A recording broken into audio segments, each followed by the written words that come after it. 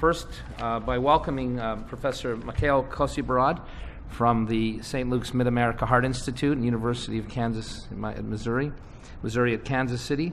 He's a world leader in outcomes research.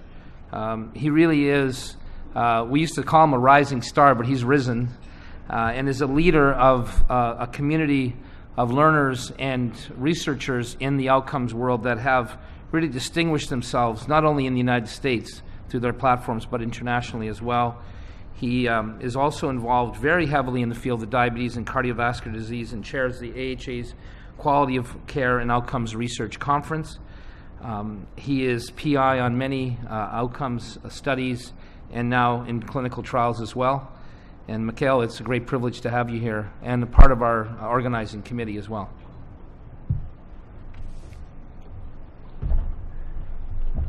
Well, Michael, thank you very much, and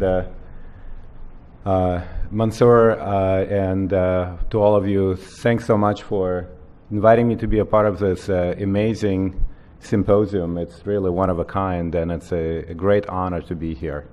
And I'm also glad that I get to talk about the topics that's very near and dear to my heart, which is this interface between diabetes and heart failure. And I think the title is quite appropriate. It is one of the most, if not the most, vexing of cardiotoxicities, and something that we will unfortunately continue to deal with very heavily and even more so in the coming years as the number of patients with both diabetes and heart failure is increasing. Here are my disclosures. So what I'd like to cover in the next 40 minutes or so is we'll talk a little bit about the epidemiology of these two conditions, just to talk numbers for a few minutes about what's going on with the prevalence of these two co-joint epidemics and the outcomes of patients that have both conditions. I'll spend a little bit of time talking about the potential mechanisms of how diabetes contributes to the development of heart failure. We will spend a few minutes talk about glucose-lowering strategies and are they actually helpful when it comes to heart failure in patients with diabetes, and then specific glucose-lowering drugs as well. And then I think we're actually getting to the point where we could have what we call a holy grail in this intersection of diabetes and cardiovascular disease, which is actually coming up with therapeutics that treat diabetes and at the same time improve cardiovascular outcomes. In this particular case, I will focus on heart failure outcomes. And then a little bit about future directions and kind of where we're going with approaching diabetes and heart failure management, and actually the whole outlook on how we're going to treat diabetes in the coming years. So Mansoor actually showed the slide yesterday. I think was one of the first slides you showed, Mansoor, is gives you a pretty good view of where we are in heart failure and how, while maybe the incidence of heart failure may not be increasing all that much, it had for a while and then maybe plateaued, but the prevalence, which is the total number of patients living with heart failure, is increasing and will continue to increase for a number of various reasons, including the fact that population is aging, and that we're actually doing better keeping people alive with earlier forms of cardiovascular disease, surviving myocardial infarction, surviving arrhythmias, and so they live long enough to develop heart failure, and then they actually live longer with heart failure, and so you have more and more people with the condition. And of course, as a result of that, the cost of taking care of patients with heart failure continues to go up. And unfortunately, diabetes is a big contributor to this rise in the prevalence of heart failure as well, diabetes and obesity, and specifically type 2 diabetes, which is really the majority of patients with diabetes in the United States, as well as Canada, I'm sure. And this is really the point here. This is the data going back to 1970. This is 1974 with the original Framingham data showing how big of a risk factor diabetes is for the development of heart failure. So about almost 2.5-fold risk of developing heart failure in men, and about 5-fold risk of developing heart failure in women with diabetes versus no diabetes. I can show you essentially slide after slide after slide showing that both the incidence and the prevalence of heart failure goes up in patients with diabetes. So there is no question that it's a huge risk factor. Now, one other point that I think is really important is, it may seem almost redundant to say, well, diabetes is a risk factor and then so is hemoglobin A1C. it's kind of one of these DAS slides. Of course, how do we diagnose diabetes? We diagnose diabetes by the fact that the hemoglobin A1C is elevated. But the point of the slide is to show where in this range of hemoglobin A1C the risk of heart failure actually starts going up. And it's, I think, interesting and intriguing that it actually starts rising well in the normal range of hemoglobin A1C, something that wouldn't even be qualified as pre-diabetes, let alone diabetes. So it actually starts rising between about 5 and 5.5, and then the really steep part of the curve is between 5.5 and 6.5, which is actually in the pre-diabetes range. And the question is, of course, why is that? But I think it's important to keep in mind that the people we could consider as metabolically normal or maybe slightly abnormal already seeing increased risk of heart failure.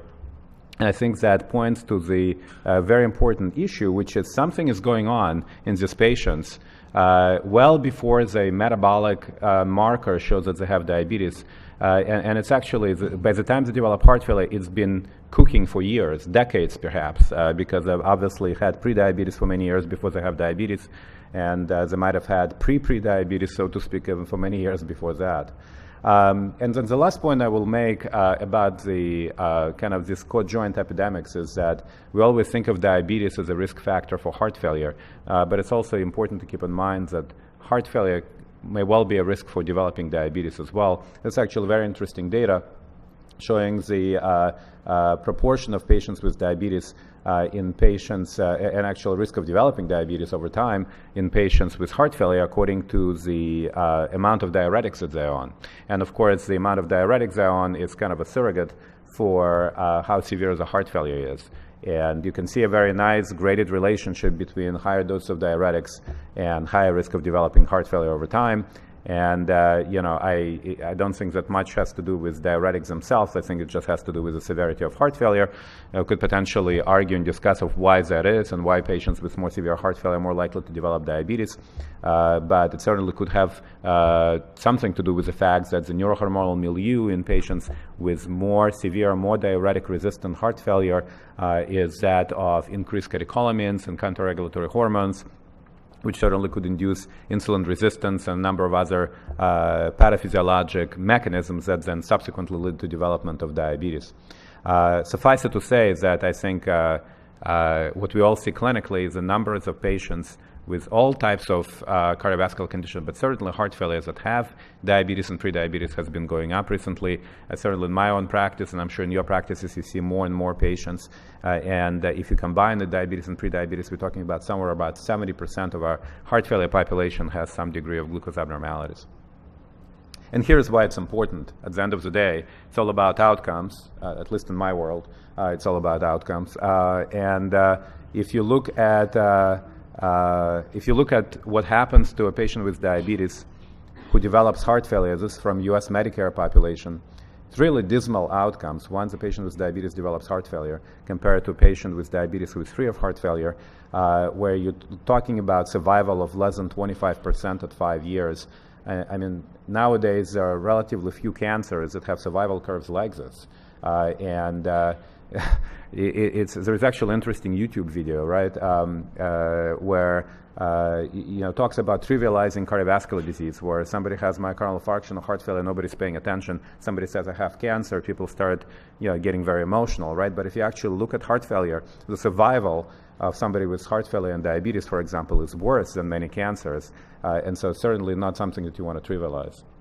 And it actually points out to the fact that how critically important it is to develop interventions that prevent heart failure in a population of patients with diabetes, and also how important it is to come up with novel therapeutics to treat heart failure in patients with diabetes, because even interventions that have relatively modest impact on survival or prevention of heart failure will likely have a dramatic population impact, given the fact that the outcomes are so poor.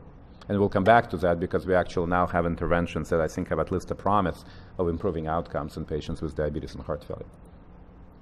So what are the potential mechanisms? Of course, just saying diabetes is a risk factor for heart failure is one thing, and A1C is a risk factor, but how does it actually work? And, as always with mechanisms, there are many, many different things that could be going wrong. And, I'm not going to spend a lot of time on the slide because it's overly complex. And that's the reason I actually have it here, is to say there are a gazillion things that can go wrong in somebody who has diabetes or prediabetes that could then trigger pathophysiologic mechanism ultimately leading to myocardial fibrosis, apoptosis and toxicity, and subsequently development of heart failure. And we call this condition diabetic cardiomyopathy. There is actually a lot of controversy what diabetic cardiomyopathy is. It's no question that a significant part of developing heart failure in patients with diabetes is because, as we all know, diabetes is a huge risk factor for coronary artery disease, can lead to myocardial infarction, myocardial damage, and subsequent development of heart failure. But this is really a distinct entity. So in the absence of myocardial damage, in the absence of severe coronary artery disease, what is as a possible pathophysiologic mechanisms? And again, there are a number of things that could be going wrong. But I'll focus on just a couple of things, which I think are quite interesting. First off is that, it's not just heart failure with reduced systolic function. There is actually a rising number of patients with diabetes, and we're beginning to recognize that diabetes is a huge risk factor, not just for heart failure with reduced ejection fraction, but for heart failure with preserved ejection fraction, which is actually proportionally the conditions that we see more and more in patients with heart failure. It's now about half of patients with heart failure we see have preserved ejection fraction. And that is, if you actually look at imaging studies, there is no question that patients with diabetes have higher LV mass, higher LV mass index, and left ventricular hypertrophy. And of course, we know that that is a big risk factor for development of heart failure with preserved ejection fraction. Exactly how it does that, it's still unclear, but it's certainly something to keep in mind. And if you actually look at patients with diabetes who have diastolic dysfunction and don't have diastolic dysfunction, and you look at the risk of developing heart failure, not surprisingly, of course, the risk of developing heart failure, in many cases, heart failure with preserved ejection fraction is much higher. So that's one possibility. Exactly how it leads to hypertrophy is still unclear, but there are a number of different mechanisms that can lead to that. Second is, I think this data is very, very interesting, is from Dr. Selvin at Johns Hopkins, who actually analyzed samples from prospective observational cohorts of patients with normal glucose metabolism, patients with prediabetes, and patients with diabetes. And they looked at high sensitivity troponin assays, so the assays that we actually don't use in clinical medicine that can detect very, very low level elevations in high sensitivity troponin, essentially indicating that there is a subclinical myocardial necrosis and damage that goes on for frequently a number of years. And just as we saw that the risk of heart failure starts rising at levels of hemoglobin A1C that are well below the diabetes diagnosis threshold, we see again here is that patients with prediabetes have almost double the incidence of abnormal high sensitivity troponin as patients with normal glucose metabolism. And then, of course, it goes even higher in patients with established diabetes. Again, indicating that there is a toxic milieu of a number of different things going on in patients with not just diabetes but prediabetes, long before they're actually diagnosed with diabetes, that is manifested as it's probably due to subclinical myocardial necrosis. And then this, I think is an important point, because sometimes we make things overly complicated, and there's actually some data to suggest that a lot of what we're seeing with development of heart failure, both with reduced and preserved ejection fraction setting of diabetes, a lot of it may have to do with our lifestyle, actually, and obesity, being overweight and obese. We, of course, know that obesity is a huge epidemic as well. It accompanies the epidemics of heart failure and diabetes. And we know that type 2 diabetes in a large number of patients, certainly in the Western world, is a lifestyle disease. It's a disease of essentially calorie overload and obesity. And there is actually very interesting data. This is now going back into the 80s and 90s from Landsberg and Young, who did a number of very interesting animal experiments looking at diet and nutrition and catecholamine levels, and how catecholamines are actually metabolized in the myocardium. And so what they did was they took laboratory animals, they took rats, and they some rats were in a fasting state, and then some other rats were, the other group of rats was overfed, and they were specifically overfed with a high sucrose diet.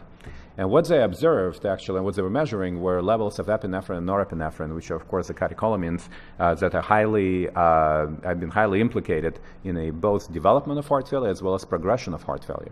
And the observation essentially is very simple, which is that sucrose overfeeding leads to increased myocardial turnover of epinephrine and norepinephrine, and calorie restriction and fasting actually leads to decreased level of epinephrine and norepinephrine turnover in the myocardial level. So one of the mechanisms, I'm not here to say that this is all there is to it, and if you just lose weight, everything's going to be fine.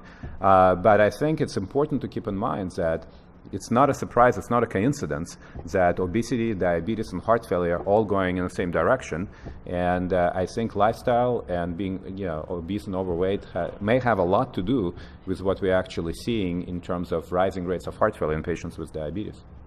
And I'll come back to these experiments when we talk about some of the novel therapeutic approaches to actually potentially preventing and managing heart failure in patients with diabetes. And some of these novel therapeutic approaches actually, one of the ways they work is actually causing obligatory calorie loss, and it may be one of the reasons they're actually effective. So we'll come back to this particular idea. Okay, so I guess one of the things, just to take a step back, is that I think it's important, very, very important point to address, which is diabetes, ultimately, the way it's diagnosed is it's a disease of glucose metabolism abnormalities, right? The way we diagnose diabetes, whether it's type 1 or type 2, is elevated blood glucose, elevated hemoglobin A1C, which is essentially a long-term indicator of elevated glucose.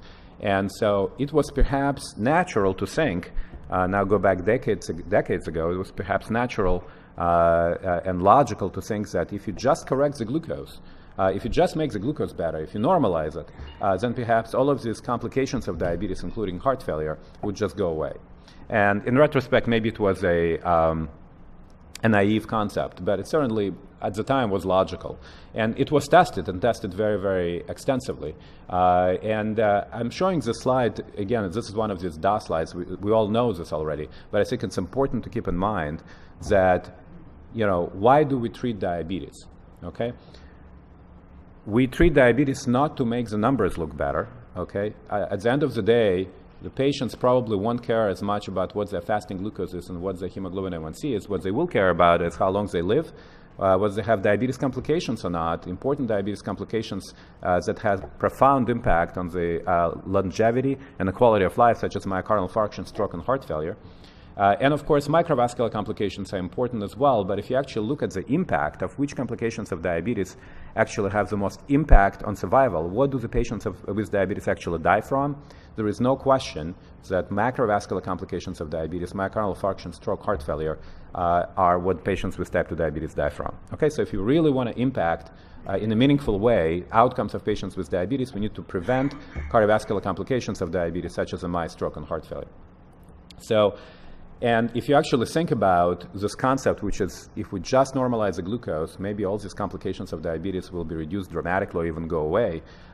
It was, in a retrospect, probably a bit of a naive concept because if you think about microvascular complications, and I borrowed the slide from a good friend of ours, Silvia Nzuki, and I think it makes the point really beautifully, which is macrovascular complications, both atherosclerotic disease, such as MI and stroke, atherothrombotic disease, as well as heart failure. We've talked about how complex heart failure is.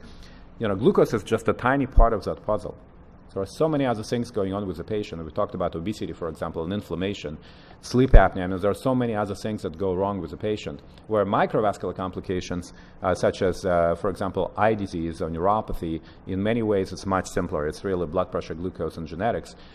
So controlling glucose maybe would have an impact on microvascular complications, but to think that we just simply, by controlling glucose, can make the macrovascular complications of diabetes go away was perhaps a bit of a naive concept. And it's been tested extensively, and all these trials essentially very robust reductions in hemoglobin A1C in a range of between 1 and 1.5%, which is really robust, have shown absolutely no impact on the incidence of macrovascular complications, such as in this case, cardiovascular death, myocardial infarction, and stroke. In one case, in our core trial, actually showed increased risk of mortality with more intensive glucose control. And if you look specifically at heart failure, and these are meta-analysis of large trials, there is absolutely zero effect from more intensive glucose control, again, with very robust reductions of hemoglobin A1C on emergence of heart failure or heart failure hospitalization. So I think it's fair to say that at this point, a general strategy of simply reducing blood glucose to prevent heart failure or to potentially improve heart failure outcomes in patients with diabetes has been resoundingly shown not to work, okay? At least with the medications that were used in these trials. So hemoglobin A1C really, when it comes to cardiovascular complications of diabetes, including heart failure, is been more or less invalidated as a surrogate outcome. So then the next question is, if glucose lowering, robust glucose lowering itself does not work in either prevention or management of heart failure in patients with diabetes, perhaps it's not how much you lower hemoglobin A1C, but actually how you do it. So it's not how much, it's how and in what kind of patient, how and in whom. And maybe there are specific glucose-lowering medications that through pleiotropic effects that perhaps has nothing to do with glucose lowering may help in the management of patients that have diabetes and heart failure. And just going through different classes of glucose-lowering medicines, because we ultimately have to treat diabetes in patients with diabetes and heart failure somehow, and it would be nice to treat diabetes in patients with diabetes and heart failure in a way that doesn't just help diabetes, but actually improves heart failure outcomes. The data, unfortunately, is very limited for many of these glucose-lowering medicines and classes of glucose-lowering medicines. So for metformin, for example, which is both in the US and Canada, is recommended in the guidelines as a first-line therapy for type 2 diabetes. We have a lot of observational data suggesting that perhaps it's neutral or even beneficial, but we don't have any dedicated trials with metformin specifically in patients with heart failure. So the heart failure data is very, very limited. It appears to be at least safe, and actually a few years ago, as many of you know, the FDA removed the contraindication. Previously, heart failure was actually a contraindication to metformin use that was based primarily on theoretical concerns that didn't prove to be the case, and now we can actually use metformin in patients with diabetes and heart failure, which is definitely a good development, but again, the data is very limited. We then have several classes of medications for diabetes or glucose lowering that have potential, forget about benefit, actually have potential for increased risk of heart failure. So TZDs being a good example of that, TZDs may actually have some potentially positive effects on the atherosclerotic process, maybe some TZDs at least do anyway. But when it comes to heart failure, there is no question, consistently trial after trial, and from one drug to another drug in a class, a consistent finding that there is increased fluid retention and actually increased risk of hospitalization for heart failure. So not only TZD is actually beneficial, but they may in fact increase the risk of heart failure hospitalization, and again, across the class, regardless of what drug it is. And then with some of the newer agents, DPP-4 inhibitors, for example, in some parts of the world are the leading class of medicines now being prescribed for type 2 diabetes management. There are some signals, at least with some DPP-4 inhibitors, such as in this trial, SAVOR-TIMI-53 trial, with saxagliptin, showing about a 27% increase in the risk of hospitalization for heart failure in the patients with diabetes at high risk for cardiovascular events. The mechanism is still unclear. We know that patients at high risk for developing heart failure, such as those with CKD and elevated NT-proBNP, for example, at baseline, were at higher risk overall for development heart failure in the SAVOR-TIMI-53 trial, but the risk with saxagliptin versus placebo was consistent across all kinds of patient subgroups. Interestingly enough, with another drug in the DPP-4 class, sitagliptin, there was actually no increase in the heart failure hospitalization, so there is some discrepancy within the class of medications, but again, the best we can say about DPP-4 inhibitors, which are very commonly used, is that they're at best neutral, and maybe with some of these agents there is actually increase in the risk of developing heart failure. And then with GLP-1 analogs, it's a little bit of a conflicting data. Again, a novel class of agents that are injectables and have a lot of potentially positive effects on patients with diabetes, including weight loss, no hypoglycemia, some reduction in systolic blood pressure, which is modest. But if you actually look at the data for heart failure specifically, this is from with lixisenatide from a LIXA trial, showing that when it comes to hospitalization for heart failure, and this was a trial of patients with recent acute coronary syndrome, there is no impact, so it's essentially neutral when it comes to heart failure hospitalization, no benefit but no increase in risk. But then with liraglutide, now looking at patients who are kind of far advanced on the heart failure spectrum. Now, this is getting to the trials that actually specifically testing these drugs in patients with heart failure outcomes as a primary outcome. These are the patients with left ventricular systolic dysfunction, symptomatic heart failure, and recent hospitalization for heart failure. So pretty sick patients with established heart failure, actually showing that GLP-1 analogs, while the findings were not statistically significant, the parameter estimate, the hazard ratio, were actually suggesting potential harm with liraglutide versus placebo. We know that GLP-1 analogs do increase heart rate, and whether it's a heart rate increase, which we know may not be a good thing in patients with heart failure, or whether it's another mechanism is unclear. But I think suffice it to say for GLP-1 analogs is that in the general populations of patients with CVD or recent ACS, there doesn't appear to be any harm, and they appear to be at least neutral. A LEADER trial, which is going to be announced at the ADA in just a few weeks, we know from top-line press release, top-line data that actually could be beneficial for prevention of atherosclerotic events such as a MI and stroke. But when it comes to heart failure, and particularly patients with established heart failure, with the limited data we have, there is probably some caution that needs to be exercised. So I think to summarize, what we've had until recently was trying to find these medications for diabetes that we can use in patients with heart failure and not just improve glucose control, but actually do something meaningful for the heart failure outcomes. It's been pretty disappointing up until very recently, with no single class of glucose-lowering medicines having proven cardiovascular benefit in heart failure patients, and some actually potentially having a harm signal with TZDs, DPP-4, some DPP-4 inhibitors, maybe GLP-1 analogs in patients with advanced heart failure, and then insulin and sulfonylureas. Very little data, but causing weight gain and hypoglycemia, which are not good things in patients with heart failure. And again, some safety signals potentially with sulfonylureas that were shown in some earlier studies. So we were kind of not very much to work with here up until very recently. So are we getting any closer to finding this holy grail, which is kind of trying to find a medication or medication class that could actually not just be beneficial for controlling blood glucose, but actually improving heart failure outcomes in this patient population? And that brings me to the most novel class of glucose-lowering medicines, which are SGLT2 inhibitors. And what SGLT stands for is actually sodium glucose cotransporter, which is found in the proximal portion of the tubule of the nephron, and there are receptors, SGLT2 and SGLT1 receptors elsewhere in different organs, but SGLT2 specifically is concentrated in the proximal portion of the nephron.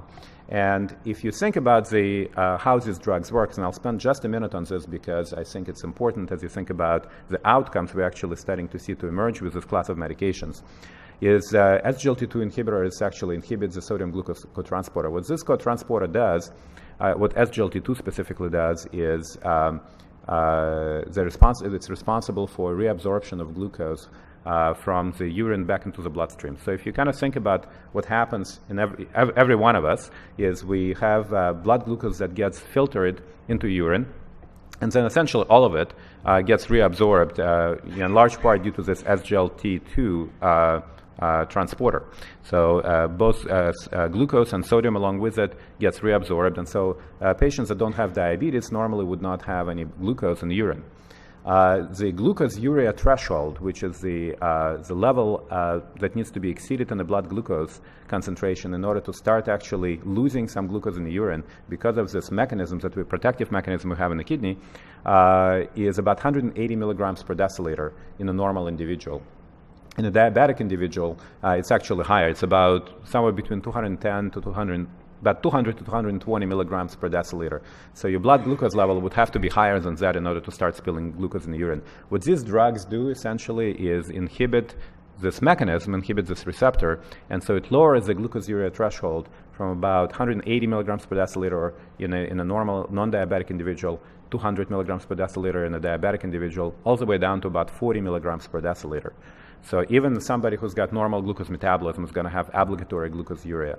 Okay, so what happens when you cause glucose-urea? It's actually going to cause obligatory osmotic diuresis because glucose is going to pull sodium and water with it. So there is a diuretic effect. It's going to cause obligatory calorie loss because when you pee out glucose, you pee out calories. And as a result of obligatory calorie loss and osmotic diuresis, you're going to see reductions in blood pressure, and you're also going to see significant reductions in weight, which is what's observed with these agents. So lots of potentially positive effects, but up until recently, we didn't have any outcomes data, and now we do with the EMPA-REG outcome trial, which was presented at the EASD Symposium last fall, and was designed as a traditional cardiovascular outcomes safety trial, but showed a lot more than safety. So it was a large trial, about 7,000 patients with diabetes and primarily coronary disease. Majority of these patients had established coronary disease. Almost half had a prior history of myocardial infarction. About 10%, so a small minority, had a history of heart failure. And these patients were randomized to either placebo or 2 different doses of empagliflozin and followed for roughly about 3 years. And a traditional MACE, which is time to first event of myocardial infarction, stroke, or cardiovascular death, was the primary endpoint. And what you saw in the trial is that the differences in hemoglobin A1C were actually quite small, because the patients in the placebo arm over time their physicians were allowed to up-titrate other glucose-lowering medicines for blood glucose control, so there was only about a 0.3% difference in hemoglobin A1C between the groups. But the differences in cardiovascular survival were quite dramatic. So there was a huge benefit in patients that were randomized to empagliflozin versus placebo. It was about 38% relative risk reduction in cardiovascular mortality, really unprecedented and never before seen results with any diabetes drug. Interestingly enough, if you actually looked at the composites of the primary endpoint, there was no statistically significant difference in myocardial infarction, and there was no statistically significant difference in stroke. In fact, if anything, the estimate for stroke went in the wrong direction. So all of the benefits that was seen was due to cardiovascular death benefit. And the question is, some were scratching their heads and saying, well, how is it possible if there is no effect on myocardial infarction, no effect on stroke? What is it that's driving this cardiovascular death benefit? And it was actually, in my estimation, even though it's a bit of a speculation on my part, was a dramatic heart failure benefit. So there was actually a huge reduction in hospitalization for heart failure. Remember that 90% of patients in this trial did not have heart failure history. So this is primarily heart failure prevention signals that we're seeing here. So it's patients that didn't have previously had heart failure that were prevented from developing heart failure. And the benefit emerged very early. It really emerged within weeks of randomization, which is very, very unusual, and suggests that there's probably some kind of a neurohormonal effect that may be taking place here. Because the only other times that in history of medicine and cardiovascular medicines that you saw separation of curves that early was actually in trials of mineral receptor antagonists in heart failure, such as spironolactone or eplerenone, or beta blockers in heart failure, that you would see the benefits this early on. And again, remember, we talked about how dismal outcomes are in patients with diabetes who develop heart failure. So to me, it's not surprising that preventing heart failure to this extent actually had such a dramatic impact on improving mortality. So what are the possible mechanisms behind this, in this case, empagliflozin, but perhaps it's a class effect, perhaps it's SGLT2 inhibitors in general that have this benefit? It certainly, almost certainly appears not to be glucose lowering, okay? Remember, we talked about how the trials that had really robust reductions in hemoglobin A1C, 1%, 1.5%, had zero impact on heart failure outcomes. Now you have a trial that has almost no difference in hemoglobin A1C, about 0.3% difference between the groups, having dramatic improvement in cardiovascular mortality. So this is what our friend Darren McGuire would call bidirectional invalidation of hemoglobin A1C as a surrogate for heart failure. Have robust reductions in hemoglobin A1C in some trials with no benefit, and here you have almost no difference in hemoglobin A1C with a huge benefit. So it's really not about hemoglobin A1C. Hopefully we can all agree on that.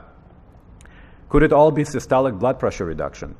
Well, there was a systolic blood pressure reduction of about 4 millimeters of mercury with empagliflozin compared with placebo. Is that enough to explain the 38% relative risk reduction in cardiovascular mortality? Probably not. We have a SPRINT trial, which we of course know just got announced very recently and presented at the AHA in November of last year, showing that somewhere about 15 millimeter reductions in blood pressure had much in comparison, had much less dramatic effect on survival. There was a survival benefit, but less so than what we saw in EMPA-REG outcome trial with much more dramatic reductions in blood pressure. So probably not enough to explain. Probably also not enough to explain it just simply based on weight reduction. And while it's tempting to just say, well, it's a diuretic, so of course it reduced heart failure, that may be true, but we have very much more potent diuretics that we use for heart failure management, such as loop diuretics, which we know have no impact on survival. In fact, if anything, higher doses of diuretics may be associated with worse survival in patients with heart failure. So it probably is not just a diuretic effect. We all know if you actually use these agents as SGLT2 inhibitors, you know that the diuretic effect is very modest. So there must be something else going on. What that something else is unclear. My personal bias, and one of the theories I have, is that it's a neurohormonal mechanism, perhaps not renin-angiotensin-aldosterone axis, but may have something to do with catecholamines. And I'll explain what I mean by that. You remember I showed you the experiments that were done by Landsberg and Young in the 80s and 90s with increased myocardial epinephrine, norepinephrine utilization in rats that were overfed with sucrose versus rats that were fasting. Well, these are the experiments, a different kind of experiments by the same group. Now, going back to the actually early 80s, where they used actually a predecessor of SGLT2 inhibitors. It's a drug called fluorescein. And what fluorescein was essentially is a combined SGLT2, SGLT1 inhibitor that was never used clinically. It was never used in patients because it did not absorb well, so it could not really be used in a clinical setting. So it was always a research drug. And the rats were pre-treated with fluorescein and then fasted for several days. And as a result of being pretreated with fluorescein and fasting for several days, they became profoundly hypoglycemic. And as a result of becoming profoundly hypoglycemic, they had dramatic elevations in catecholamines. So as you can see in the slide, the epinephrine levels went up dramatically, the norepinephrine levels went up dramatically in the red curves. The yellow curves actually are the same thing in rats that had the adrenal glands removed. So they couldn't possibly have increase in catecholamines. But in those rats that had the adrenal glands, the epi-norepi levels really skyrocketed, okay, in that setting. However, when they actually looked at the myocardial turnover of epinephrine and norepinephrine, there was no difference. So despite dramatically higher levels of epinephrine and norepinephrine, on the myocardial levels, there did not appear to be an effect, which means that somehow the myocardium was being protected from this increased level of epi and norepi. Now, you think about what we talked about, the obesity and sucrose overfeeding, and the fact that in those settings, which are very much like type 2 diabetes, epi and norepi levels can be elevated, maybe not to the same extent, to a lower level, but more sustained over a long period of time. And if these drugs actually protect somehow from the toxicity of epinephrine, norepinephrine, that could explain a benefit in heart failure that we saw in the EMPA-REG outcome trial, that could explain actually benefit in sudden death, which what was observed in EMPA-REG outcome trial as well, that would explain why these drugs lower systolic blood pressure without any effect on heart rate, and there is no obligatory heart rate or compensatory heart rate increase. So I think it's a very fascinating theory. It's complete conjecture on my part, trying to put clinical trial results together with animal experiments from 30 years ago, but I think it's certainly something that makes a lot of sense. So what are the key lessons that we learned, I think, from this trial is that there was a remarkable cardiovascular benefit never previously seen in trials of any glucose-lowering medications in the past. It appears to be undoubtedly due to a pleiotropic and non-glycemic effect of empagliflozin. And it actually suggests that maybe we've been focusing in these trials on wrong endpoints. Maybe it's not myocardial infarction and stroke that really impact mortality in patients with diabetes nearly as much in today's world as heart failure does, because the reduction in heart failure hospitalization, in my view, ultimately translated in dramatic reductions in cardiovascular mortality. And it will certainly open, and has already opened, new fields of very intense investigation. I will skip this. This was just to show that it's not just empagliflozin. There is some early data with other drugs in this class, dapagliflozin, which shows that there may be a similar effect on heart failure hospitalization. So it may well be a class effect. So what are the future directions?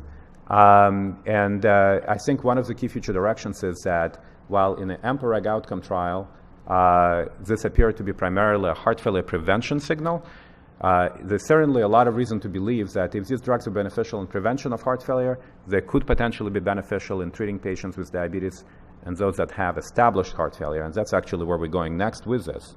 This is the first of these trials. There are actually several that are being studied up, but this is the first called DEFINE-HF, which is going to study dapagliflozin, one of the SGLT2 inhibitors. in patients with diabetes and established heart failure. Mansour is involved in this as well. He's actually on the executive committee of DEFINE-HF. So we're running this trial at St. Luke's Mid-America Heart Institute across about 20 centers in the United States.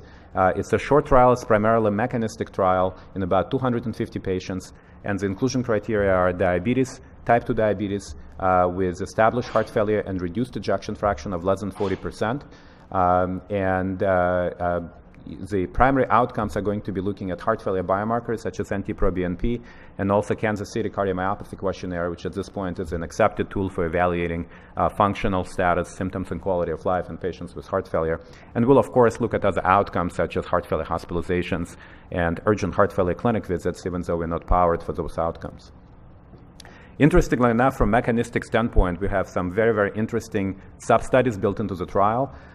We are biobanking specimens, and we're actually going to be doing a number of biomarker analysis for myocardial fibrosis, necrosis, inflammation, oxidative stress, and we'll actually have samples frozen for long-term storage, and we'll be able to do subsequent additional grant writing and research looking at genomic, proteomic, and metabolomic data. We also, because of the potential sudden death benefits that was observed in EMPA-REG OUTCOME trial, are doing arrhythmia sub-study. So we're actually having patients where 14-day event recorders, Holter monitors, which are going to record their burden of atrial and ventricular arrhythmias, both prior to randomization as well as 6 weeks after treatment, to see if this class of medications can reduce the burden of arrhythmias, as a potential mechanism. So I will close with a couple of kind of inspirational notes, I guess you could call it, which is my kind of philosophical view of where we are with diabetes management, and it's highly pertinent to heart failure and where we're going with that, which is that I think we're going to fundamentally change how we manage diabetes, and diabetes is going to become much more of a cardiovascular disease than it had been perhaps in the past. And I think many of us here are cardiologists. I think we as a cardiologist, as a specialty, will have to take much more of an active role actually in diabetes management than we had in the past. So this is actually the current ADA ESD guidelines for management of hyperglycemia and type 2 diabetes. And as you can see, it's based entirely and squarely on hemoglobin A1C. It's a very hemoglobin A1C centric view of the world. And essentially what happens when you diagnose somebody with diabetes, you start metformins and you add additional medications if they fail, and a failure is defined, of course, by hemoglobin A1C and what happens with hemoglobin A1C. And then you keep going on and on and on, adding more and more medicines just to simply control hemoglobin A1C. Well, we've seen, and I hope I was able to convince you, that hemoglobin A1C is a very poor surrogate for cardiovascular outcomes. And cardiovascular outcomes, first and foremost, heart failure, as well as myocardial infarction and stroke, are what patients with diabetes die from. So if our goal, coming back to why we're treating patients with diabetes, we're treating patients with diabetes to make them live longer, improve their symptoms and quality of life, and this type of management really does not achieve that. I mean, we've seen this already in many, many trials. So we really need to transition from this hemoglobin A1C-centric view if we want to prevent cardiovascular events, including heart failure, to this kind of paradigm, which is treating diabetes based on the spectrum of cardiovascular disease in this patient population. And that spectrum goes all the way from just risk factors only on the left side of the spectrum, all the way to end-stage heart failure on the right side of the spectrum. How we treat it and which medications we actually choose for diabetes management, if our primary goal is to improve cardiovascular outcomes, will depend on what the patient is on the spectrum and not depend on what the hemoglobin A1C is. As an example, what we saw in EMPA-REG OUTCOME trial, and I think what the ongoing trials will show us more, which is if the patient has established coronary disease history, previous MI, or history of heart failure, SGLT2 inhibitors may be the way to go in patients with risk factors only because they weren't included in the trial.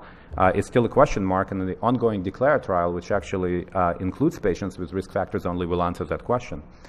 We have emerging data from that's going to be presented at the ADA with one of the GLP-1 analogs, agonists with liraglutide, suggesting that maybe in patients more towards slightly to the left side of that spectrum, but a lot of overlap with EMPA-REG OUTCOME trial, maybe GLP-1 analogs may also be a good option. We have relatively limited data on recent ACS. There is actually IRIS trials that was just presented several weeks ago, showing that in patients with insulin resistance and recent stroke, pioglitazone, going back to TZDs, may actually reduce MI and stroke incidence. So maybe in somebody with recent stroke who is not at high risk for developing heart failure, pioglitazone may be a good option. And then what about patients that have symptomatic heart failure and those that were recently hospitalized, or those that have end-stage heart failure? They have not been adequately studied, but we are doing that now. I told you about DEFINE-HF trials. There are a number of other trials going on. Some of you might have seen that Boehringer Ingelheim, one of the actually makers of empagliflozin, just announced they're going to do a 7,000 patient heart failure program that's going to look at empagliflozin in patients both with reduced and preserved ejection fraction heart failure, regardless of diabetes status. So patients both with prediabetes, diabetes, and no diabetes. So we will have a lot more data in patients with established and end-stage, symptomatic heart failure with SGLT2 inhibitors. So there is a lot of promise, but we are waiting more data. And then essentially you start with that, and then you can add additional medicines, and you could potentially look at combination of medicines such as SGLT2 inhibitors and GLP-1 agonists, for example, both to address potential prevention of heart failure as well as prevention of atherosclerotic events such as a MI and stroke. So very fascinating kind of times that we live in, and I think, again, we'll probably be transitioning to this kind of cardiovascular-centric view of diabetes in the very near future. So to close, I know this was a lot of material, but I think it's fair to say, hopefully I was able to convince you that diabetes is a major risk factor for heart failure, and these are co-joint epidemics. The prevalence of both is increasing. The prognosis of these patients is extremely poor. We know glucose lowering is not helpful as a strategy to prevent or treat heart failure, and we have several classes of glucose-lowering medicines that at best are neutral or at worst may have safety signals for actually making heart failure worse. We have starting to have these glimpses now of this holy grail, which is the medications that may not just treat diabetes, but improve heart failure outcomes potentially with SGLT2 inhibitors, and that's being actively studied in current and future clinical trials. And I think, again, from a philosophical standpoint, in the coming years, we'll be transitioning from very glucose, hemoglobin A1C-centric view of diabetes and diabetes management to cardiovascular risk-centric approach. And I think that's the approach that actually will help us finally starting to make some progress in prevention and improving outcomes of patients with diabetes and heart failure. Thank you very much.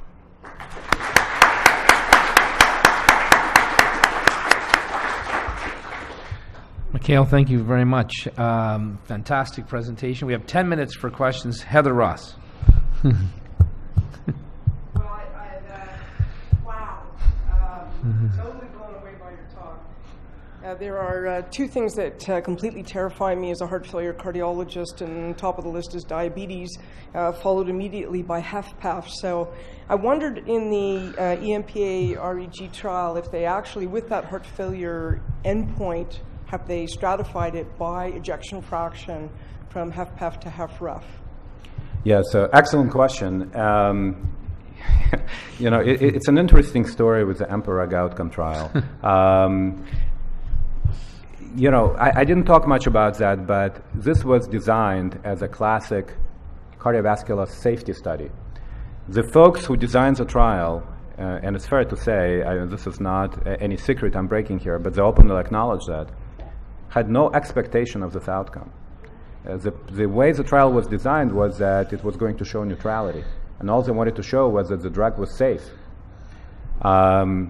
We actually, some of us actually thought there would be a heart failure benefit. So DEFINE-HF trial that I showed you that we're doing right now in heart failure patients was designed about 2 years before EMPA-REG outcome results were known, which is why we are doing it now, because we were way ahead of the curve. But there was really, the people who designed the trial didn't know that's what it was going to show. It came as a surprise.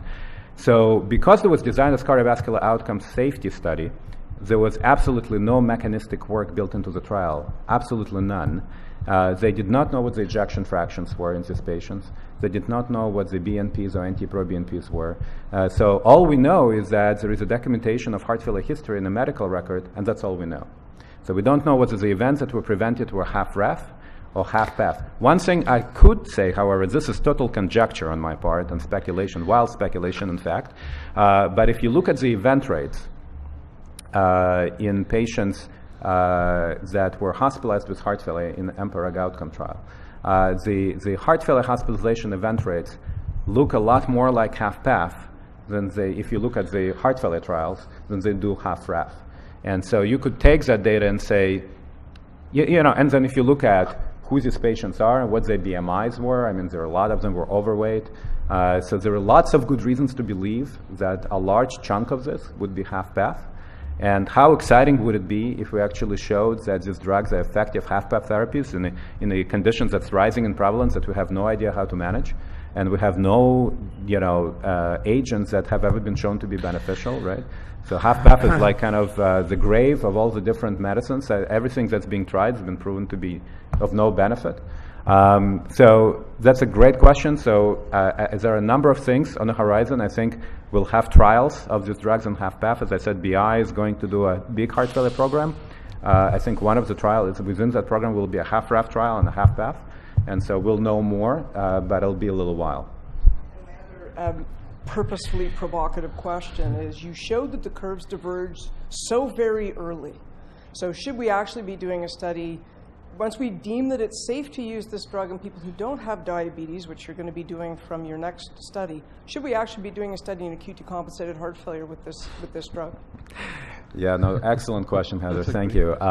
As my take on this is absolutely, we should be doing it in acute decompensated heart failure. As you can imagine, as these trials go, given the fact that these are all branded products, there is a lot of hesitation because decompensated heart failure patients are sick patients. So, the initial place to start will probably be, and that's against speculation on my part, is probably going to be somewhat more stable patients with established heart failure. But acute decompensated heart failure is definitely, I think, a natural place to go from there.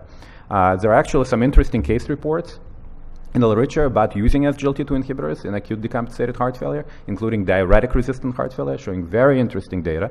And so I think it's fascinating. I think it's absolutely something we should be doing in the very near future. Mikhail, can I just make one point to your first point about the EMPA-REG? In fact, I was told by the steering committee, I think they've admitted this, a cardiologist was not involved in the study until after the protocol had been submitted to FDA. In fact, David Fitchett from Toronto is the only cardiologist on the executive committee, and he told me that. So it shows you that this multidisciplinary approach, and even though we've been in the game certainly for the last 10 to 15 years, there was a breakdown in the system. Oh, absolutely. Yeah. And you should be proud, by the way. I think, EMPA-REG was very well represented by Canadians. And so, David Fitchett, as you mentioned, and Bernie, of course. Yeah, absolutely. As Inman, who was a leading author, so a huge contribution to the field. Yeah. Yes, Michelle. Yeah, hi. So a couple of linked questions from a basic scientist interested in fibrosis, studying fibrosis. So you mentioned in the early part of your talk this subclinical cardiomyocyte necrosis, and the first part of my question is that linked to subclinical fibrosis and collagen deposition in the heart? And then the second part, intriguingly, when you talked about the SGLT inhibitors, sorry, I'm not used to these drugs and these trials, near to the end of your slide was sort of a potential effect on vascular stiffness. So that's also a fibrosis problem. I mean, a shift in the balance of collagen deposit in vessels. So do you think that the beneficial effects of SGLTs inhibitors could be primarily due to this fibrosis, limiting fibrosis in both heart and blood vessels? Yeah. I think there are three leading theories beyond the obvious things that I've talked about, which is diuretic effect, blood pressure lowering, weight loss, all of that stuff. There are three leading kind of pathophysiologic pathways that are being investigated very, very actively. As you can imagine, this data led to explosion of mechanistic studies. So one is vascular stiffness and actually looking at fibrosis. And there are actually studies going on, as well as studies being planned specifically in a very granular fashion to evaluate that. The second one is oxidative stress. And a third actually is this potential theory that I showed you that may have to do with catecholamine toxicity, which is and potential protection from that, which is epinephrine, norepinephrine. So all of that is being very actively investigated. But I think you're absolutely right. Myocardial fibrosis and increased vascular stiffness is one of the leading mechanisms. And there is actually some preliminary data suggesting that there may be an effect on that. Thank you very much for the talk. As an endocrinologist, it's very sobering to completely agree with this cardiocentric view. And so I do follow your management paradigm, and I do agree with the cardiocentric management of diabetes. But I would caution in sort of the pendulum swinging a little too far, and not to completely ignore the A1C as we do, as you know, have mounting data to show the definite microvascular benefits, which also in the end affect cardiovascular events, cardiorenal syndrome, etc. So, I think there has to be a nice balance. I do agree with your views, but also not to completely disregard A1C, because I see that happening a lot with the various communications, and I think there has to be a balanced sort of communication to the community, particularly the primary care physicians, where sort of the early prevention of these risks is particularly important. No, thank you very much for that comment, and it's very much appreciated. A couple of quick comments on that. Number one is, what I didn't talk about today is actually renal data from EMPA-REG outcome trial, which again showed it's not just macrovascular outcomes, but what's the most feared microvascular outcome, at least by most of us, which is diabetic nephropathy and progression of diabetic nephropathy. Just to give you a glimpse of what that data looks like, and again, remember 0.3% difference in A1C. Patients with eGFR of less than 30 were excluded from a trial, which means that there were no patients in the trials that started in the trials that had really severe CKD. So it's mostly patients with moderate CKD or no CKD. Despite that, you saw 45% relative risk reduction in outcomes such as doubling of creatinine and progression to end-stage renal disease. In the patient population, 75% of whom were already being treated with ACE inhibitors. So you see that's double the effect of ACE inhibitors on patients that were already being treated with ACE inhibitors. So really dramatic results, not just cardioprotective, but nephroprotective. So I think this approach will not just help with macrovascular, but also with at least one of the microvascular. We have no idea what the effect on retinopathy, neuropathy is, but at least with nephropathy, there is some very, very robust data. Second is, I totally agree with you. We can't forget about the fact that these patients need to have their glucose controlled to some extent anyway. But I think what you will, if you follow this approach, I think what you will find is that A1C will be controlled as a matter of process, but you will be controlling it with medications that have a number of additional pleiotropic benefits above and beyond just lowering blood glucose. And if you need to add additional agents, by all means, go ahead and do that, but you will end up with most likely much better outcomes and the same control of A1C as you would do the other way around without those benefits, I guess, if that makes sense. But I absolutely agree with you. I think, we can't be completely nihilistic about, the fact that, as we know from UKPDS, we do need to, these patients can't be walking around with A1Cs of 9, 10, 11%, because that will eventually cause trouble, without a doubt. Fantastic. Lynn? Thank you very much. This was truly inspirational. I just wanted to review a couple pieces of literature. There's old data indicating that in obesity, that there's an impaired ability to excrete a volume load in any obesity without any known cardiac disease. And then if you look at hypertension trials, meta-analyses of over 40,000 patients show that compared to all the drugs for hypertension, the thiazides actually decrease cardiovascular events, and particularly heart failure, more than any of the other drugs. And thiazides are actually quite weak diuretics. If you look at the spironolactone trials, they split very early, much earlier than you would expect an effect on fibrosis. And spironolactone is a weak diuretic, but potentiates diuretics. So I think that one really needs to think that the diuretic approach may be important. And I would suggest that in the DEFINE trial, that you be exceedingly careful to track all the changes in diuretics, because a well-meaning clinician who decreases the loop diuretic dose, in fact, might end up undermining the benefit that you get from this antagonist. No, thank you. I think there is no doubt that at least a portion of what we're seeing has to do with volume. And there is no question that thiazide diuretics, as you said, and of course that was one of the key medicines used in the SPRINT trial, was the chlorothalidone, which is a thiazide diuretic that perhaps more effective than hydrochlorothiazide. There's still controversy on that. But yes, and so I agree with you completely, and we are, rest assured, tracking diuretic doses very, very carefully in DEFINE trial. So every diuretic dose change or addition of, or discontinuation is being very carefully managed and tracked. One more question, John Flores. Michael, that was a very masterful presentation. I realized you were limited with respect to time, but one of the areas that you didn't cover, either in terms of pathophysiology or in mechanism of benefit, was insulin and insulin resistance. We know insulin has pleiotropic effects. We know insulin is a central exciter of the sympathetic nervous system. We know that insulin causes renal sodium retention. We know it causes fluid retention.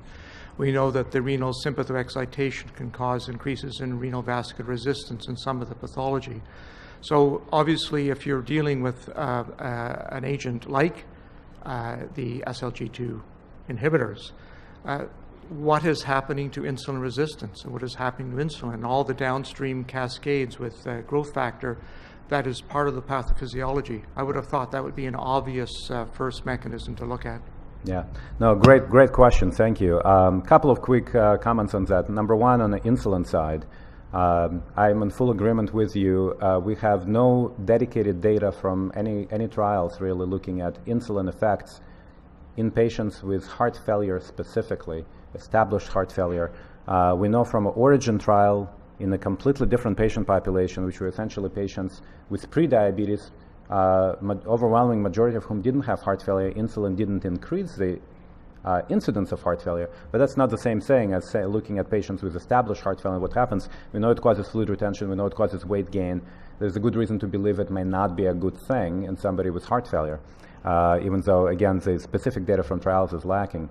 What happens with the insulin resistant with SGLT2 inhibitors? SGLT2 inhibitors are a unique class, which are, I guess we call it the action insulin independent. They have nothing to do with insulin production. They do not stimulate increased insulin production. As I said, it's all glucosuria.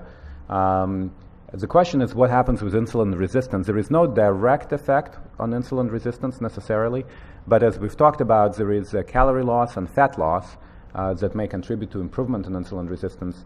And there are also some effects on glucagon, which may have opposite effects on insulin resistance potentially. So the jury is still out in kind of my view of what happens with insulin resistance with these drugs.